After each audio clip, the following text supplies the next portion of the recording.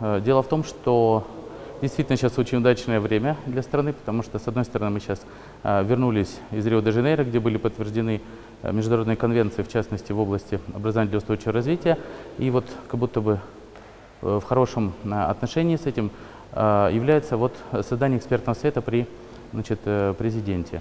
Для нас, сейчас мы собираемся первый раз, вот, для нас это большая надежда и ласточка добрых намерений, в результате которых, я думаю, что будет получен новый тип отношений между экспертным сообществом, административными структурами и людьми, работающими в вузах.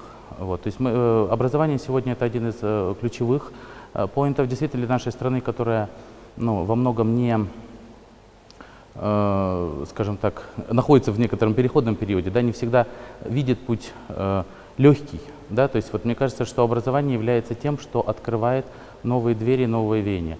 И вот возможность создания коммуникативной площадки при администрации президента, при его непосредственном участии и отслеживании, мне видится как очень правильный и серьезный шаг. Мы возлагаем очень большую надежду на этот совет.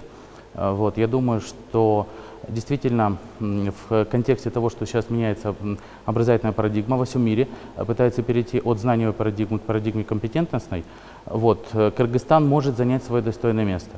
Когда-то мы сказали, что у нас есть хорошая, чистая окружающая среда, но мне кажется, что еще очень важно говорить о том, что в этой среде живут адекватные, сильные, умные люди. И в этом смысле этот совет – это наша надежда.